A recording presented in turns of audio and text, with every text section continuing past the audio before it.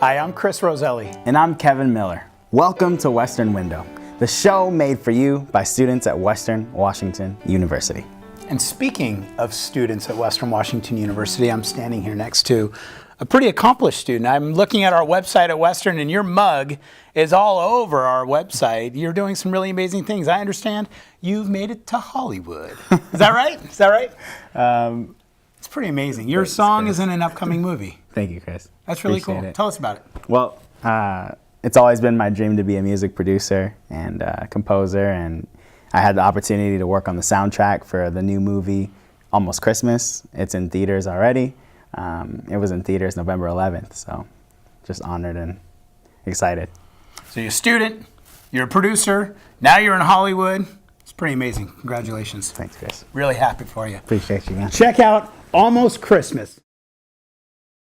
Hey, Walter, is the family coming for Christmas? Every single one of them. Who is this white man? I figured y'all be hungry from traveling, so I put a little something together for y'all. Milk tea with tapioca balls. Don't put balls in your mouth, baby. Who wants pizza? Right here. You sis.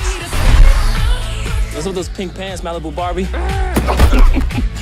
Uh-oh, somebody got a boyfriend. Not gonna make it to Christmas, are we?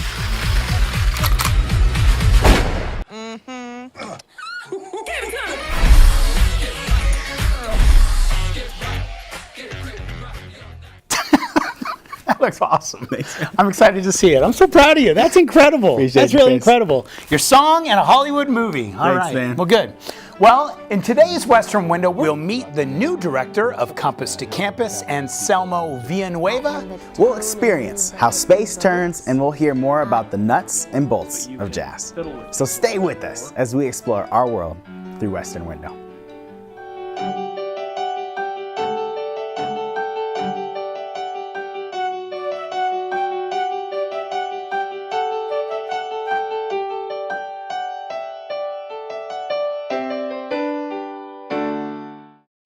Hey there, I am here with Anselmo Villanueva in the studio, who is the executive director of Western's Compass to Campus program, nationally recognized program. Anselmo, thank you so very much for being here. It's great to be today. here. Yeah. Thanks for having me. Absolutely. Now, you're our second executive director. Cindy correct. Shepard was our first person That's who correct. started it. Welcome to Western. Thank you. Yeah, so how long have you been here? Couple months since July. Yeah, and then we threw you into the fire by hosting 1,000 fifth graders yesterday on but campus. actually, out of the 5 key staff members, 3 of us are new.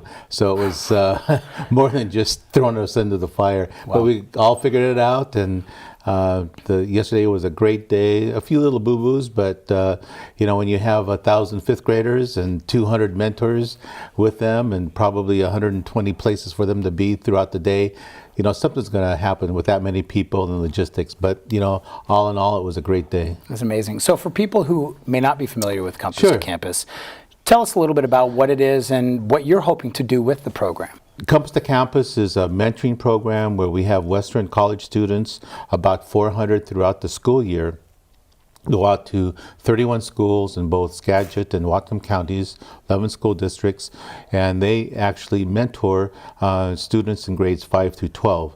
And our target populations that we're hoping to mentor are kids from low-income backgrounds, first-generation college students if they choose to go on to college, immigrants, and those students who might not have English as a first language.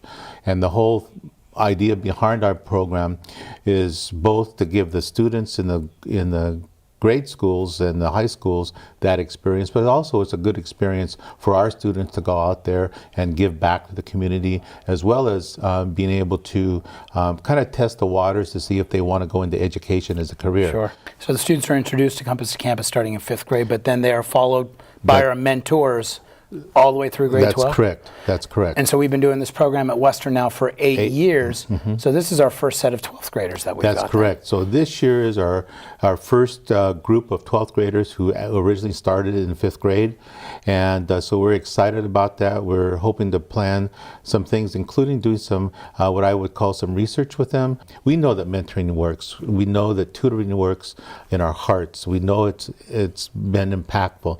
However, we want to get some hard data data? Did it improve grade point averages? Did it improve attendance? Did it improve graduation rates? Those kinds of things. And hopefully with that data, we want to go after some federal grants to enhance our program. Sure. So it was started by Cindy Shepard, who brought it from the same concept from Wisconsin before she came here.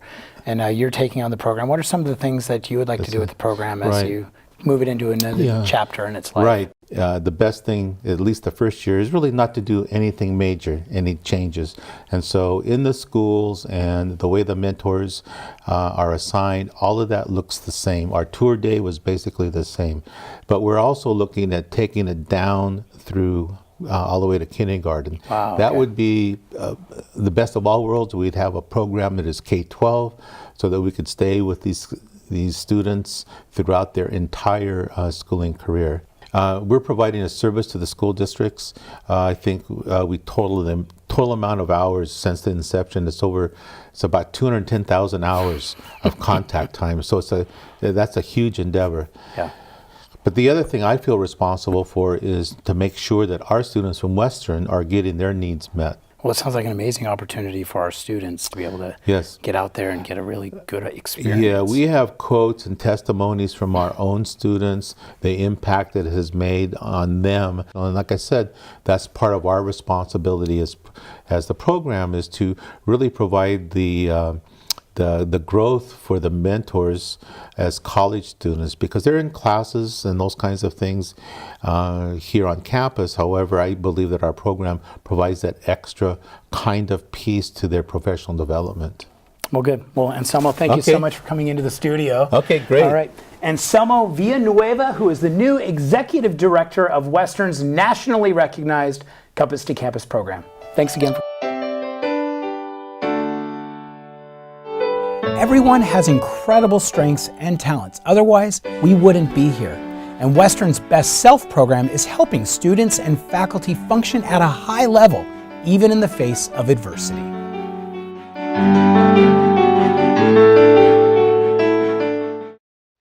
So Best Self is based on positive psychology. And positive psychology is the study of what makes us thrive. It's what makes us have that very strong and deep sense of well-being. Two researchers, Christopher Peterson and Martin Seligman, identified 6 virtues and 24 characteristics that people possess who have this strong sense of well-being. And then they took that research and they validated it in over 40 countries. These things are things like hope, gratitude, curiosity, love of learning, bravery, citizenship, teamwork. The beauty with Best Self is that it provides a foundation, a universal foundation that you can apply to math. You can apply to eating better. You can apply to getting involved in that fitness program at the rec center. Before Best Self, it was kind of felt like a huge project that I was tackling on, and it wasn't as focused. And now with Best Self, I can take one step at a time and really define my goals before I go and change my life. And it can change my life in small ways that really add up over time. And so I've been seeing a lot more self-improvement from using the model. I think it helps me to understand people, even though at first I may snap to a judgment, but then I think about the way they, what their world might be like and what they're going through, and just understanding that or processing that helps me to appreciate the beauty in all people. So it puts me at ease, and anyway, I feel like those things are all a gift. Going to Shoreline and then going back to Western, the one thing that's really helped me with the Best Self is improving my academics. I had not gotten A's in a really long time on my exams before. Really made a tremendous difference on my GPA and also my self-confidence, and I really have a lot to thank for the Best Self just because I could look at what I needed to improve on every week, and that really helped me. Well, I've really appreciated the Best Self model as a way of really reframing how we think about students' abilities and challenges. I had the chance to sit in on Catherine's leadership and facilitation of a Boys in the Boat discussion. And the Boys in the Boat provides such a perfect framework for talking about Best Self, that kind of leadership, being able to overcome difficulties, really pulling from deep inside of you to be your best self. Quiero hablar hoy de Best Self y cómo me ayuda a mi vida. Para mí, Best Self es como una guía que me ayuda a estresarme. Si estoy estresada, me ayuda a tener relaciones con mí misma y con otros que sean mejores. Yo también estoy de acuerdo con Odessa. Yo también uso el Best Self como guía para mejorar las situaciones en que me siento estresada. I've always been looking for tools of ways to connect with students. And a big part of being a good teacher is finding new tools and new ways of doing things. And the Best Self is a great way of giving me more tools in my toolbox for being able to talk to and interact with students. So it gives us a way to interact it gives us a way to interact on the kind of science we're doing, but also to make sure that we have a human connection along at the same time. And Best Self's been very helpful for it. We are fluid human beings. So Best Self to me is about how we can be the very best we can be, but it's also about humanity. I think if we all practiced our best self, that this world would be a better place.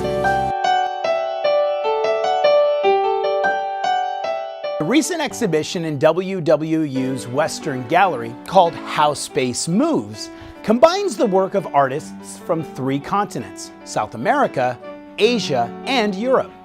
Each of the installations shared common themes, 3-dimensional patterns, rhythmic movements, and an interaction with space. For dance faculty and choreographer Susan Haines, the addition of human movement and music brought a new dimension to this compelling work.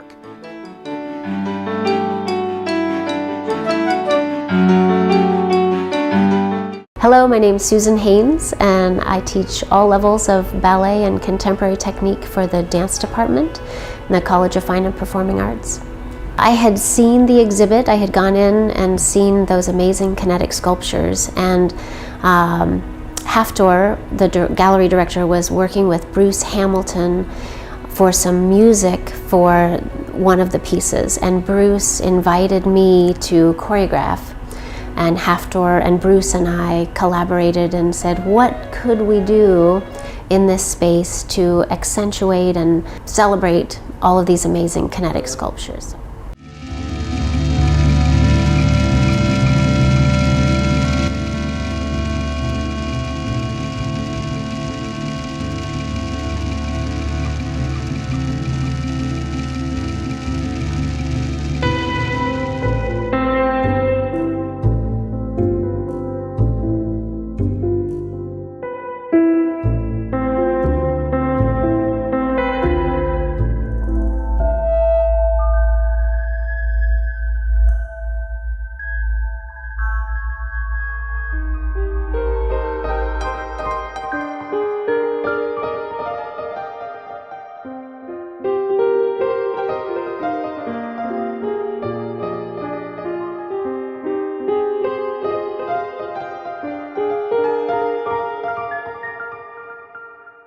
I think that looking at one of those sculptures, you're amazed at its intricacy, you're amazed at the genius, the engineering and the artistic genius that put a lot of them together, and the tone and mood that it evokes. And I think adding a body into a sculpture shifts it, but it's going to resonate in a very different way from something that they are seeing, interacting with, versus another human being. Working with the dancers, we followed the lines in a very literal sense, followed the lines of the sculptures and played a lot with positive and negative space for the specifics of the choreography, and then tried to fulfill the overall feeling or tone of the sculpture as well as the music. It was a great honor to be able to be a part of these sculptures, and each one of them is just an amazing work of art all on its own. Haftor was so generous and calm to come in and see us rehearsing and saying, oh my goodness, they're very close to the sculptures. And I did have some audience members say, we were a little worried when the one dancer came a little close to this. And I said, yeah, well, we were, very careful. The sort of the first and last idea in their minds was the sculpture is way more important than what you do with your arms or legs, that we are guests in this house. I think it was successful. I heard lots of great feedback from the audience members. Most of the feedback was about the format of the show, that the audience, most of them were standing, and the audience was directed around the gallery in little vignettes, and the dancer's path took them around the galleries. Like, it's sort of happening to us, and they said we felt like we were in the show. We sort of brought the sculptures to life and we got to be a part of them. So I loved hearing that feedback, that people really responded to the format of the show that was different intentionally. The world is a very big place with lots of people with diverse ideas, and I think we can learn from each other. We can take ideas that are inspired by other artists or other people and then see what we want to build on out of that inspiration. Bruce and I have had great success sort of inspiring each other with music and dance, and to add the sculptures in was another level for both of us to be able to respond and reference these kinetic sculptures.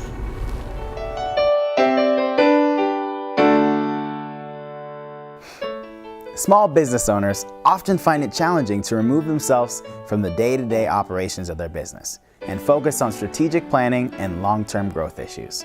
For owners who come to the Western Washington University Small Business Development Center, the connection with a certified business advisor helps them take their business to the next level.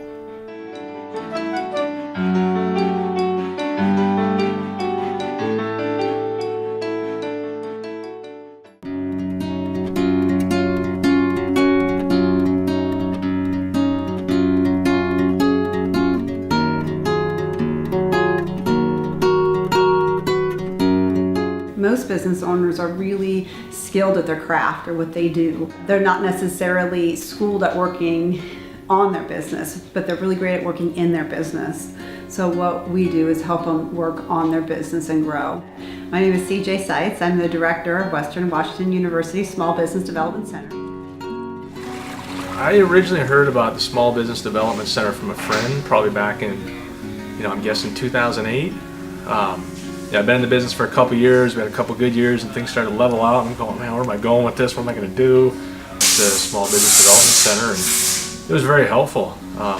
It was great. Running my business, I just kind of jumped into the ring of fire, and as things came up, it was like head scratching, or hey, maybe have you talked to these guys? Never heard of them. And one thing led to another, and now 8 going on 9 years later, I meet with Eric Grimstad regularly. And Eric gives me ideas, or something will come up, and sometimes there's just a lot of listening on his side, and sometimes it's like, here's a good idea, what you could do. My name is Brian Mead, and we are at Scratch and Peck Feeds. Scratch and Peck Feeds is kind of born out of a need for backyard chicken feed. The Small Business Development Center was great because we're this tiny company that really is no real business experience. I went to school and I learned some fundamentals, and those really helped in a lot of ways, but there was a lot of help that we needed as far as we need to decide what we want to become, where we're going, how big we want to get. So I think that was really helpful, just to get a different perspective on it, to get somebody in there who knows what they're doing, who can look at your business as a business and not this baby that you've created. Started our business in January 17th, to be a matter of fact, of 2007, and started off with 1 heater. And almost 9 years later, we branched into about 6 heaters and lots of applications for residential, commercial, industrial applications. Almost anywhere where there's a heating need, including pet kennels, we've done. We have stores that sell our boats around the U.S., about 120 dealers in the U.S. and Canada, and then we're distributed in 5 other countries. We're here at our shop in Bellingham. From here, we basically run our whole business, both from a kind of strategic consulting, kind of business analysis side, and with the tangible things of helping us line up financing has been a valuable resource. Just being able to talk to somebody, possibly get some ideas, sometimes just feel more comfortable that, it's not easy, but I'm doing well. Definitely worth visiting, talking to people down there. When you're a business leader and you're making all these decisions, sometimes it's really lonely, and all of the counselors have been there. We're required to have small business ownership before you can do this work. So we know what it's like just to, want someone to listen to you and bat ideas around. Our goal is to meet people where they're at, and our goal is to coach and grow people. Getting somebody's free advice like that is just huge, and that's what they're there for. They're there to help small companies grow, make tough decisions, or at least offer advice, and you absolutely go for it. For a business owner, if you're thinking, man, should I do it? You probably should just go do it, because you have nothing to lose. I mean, there's a lot to gain. Big benefit is if your business does well, it helps the local economy. You're paying your taxes, and so it's not just about you, it's about helping other people too, and it's like everyone wins, hopefully. So when you have that perspective of, it's not just my profit, but how can I, employ someone that lives right here in Whatcom County and look for other employees. Definitely it's been great someone to lean on. Sometimes as a business owner, it's a lonely road. As an entrepreneur, you don't have all the answers yourself, and it's good to be able to sit down and chat with someone and throw out your own ideas. So I would encourage any business owner, even if they're new in business or have been in business for 15 years, to talk to them, because they're a wonderful resource here. Be a big advocate to say, use the SBDC.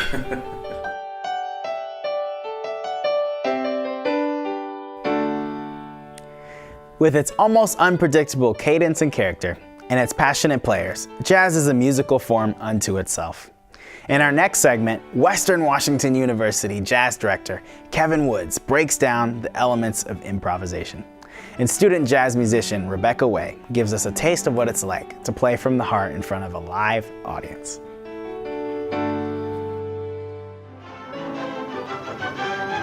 I mean, I don't really know what sets people who decide to play jazz apart from the people who don't. A lot of people who are classically trained are just terrified of improvisation, like absolutely terrified by it.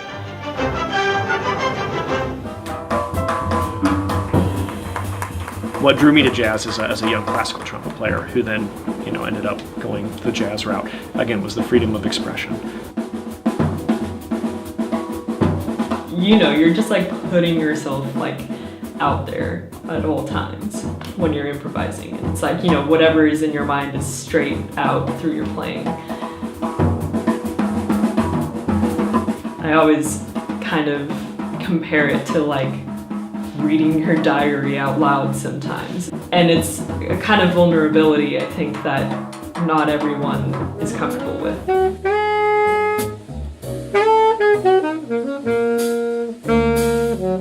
You're still playing music together with other people, but you can fiddle with things a little bit more, and the group works with that. Maybe you want to go this way and you've worked it this way, but in the spur of the moment, boom, we just went, and you either hang or you don't. So you can, if somebody takes it out this way, you can't just say, no, mine, my way, no, because the group's going to leave you hanging by. The worst case scenario, everybody says, no, mine, and this person's out on a limb, taking a risk, and left by themselves, very naked and cold and alone.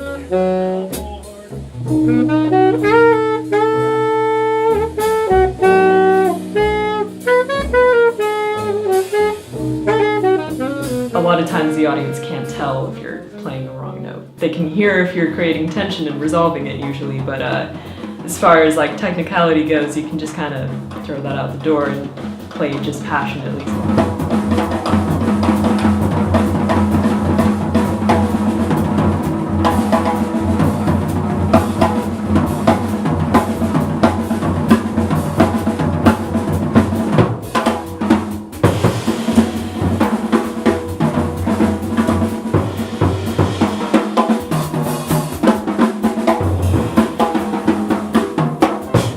Yeah, I've definitely had a lot of failures on stage. Maybe you've got one shot for this one song that you've been practicing for 6 months, and maybe you're gonna mess it up. And I think that's just part of being a musician. So you gotta be able to live with that, which is rough. You do that really for years, decades. You try and you fail at this. And then hopefully when you're, in your 30s or your 40s, things start to solidify and you start saying something and emoting beyond just technique.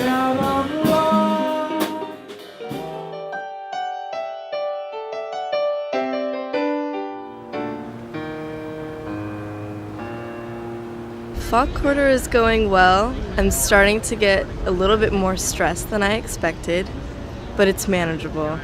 I think at the moment my favorite class is art history, 15th, 16th century. It's going great. My most interesting class would be Com 230. It's communications and rhetoric. We just learn about the way that speakers talk to people and the way that they use words to persuade. I'm really enjoying fall quarter so far, and my favorite class is probably Liberal Studies 121. It is Introduction to Medieval Mediterranean Europe area, so I'm enjoying that.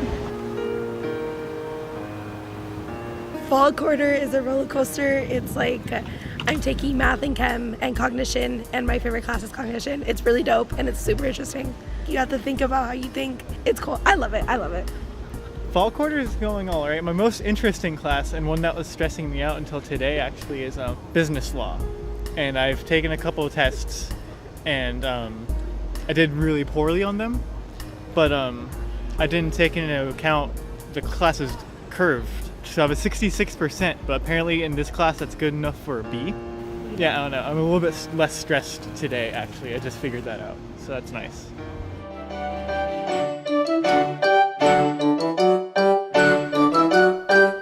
That's it for this episode. We'll see you next time as we explore our world at and around Western Washington University. Western Window is proud to partner with the following student publications. Clipson Magazine is published twice each quarter and includes features, multimedia, and issues that affect lives across the greater Bellingham area. You can find it online at clipsonmagazine.com. The Western Front is the official newspaper of Western Washington University, published by the Student Publications Council and funded by your advertising dollars. The Western Front. Get it first, get it right at westernfrontonline.net. The Planet is Western Washington University's award-winning quarterly environmental publication and the only undergraduate environmental magazine in the United States. Explore The Planet online at planet.wwu.edu.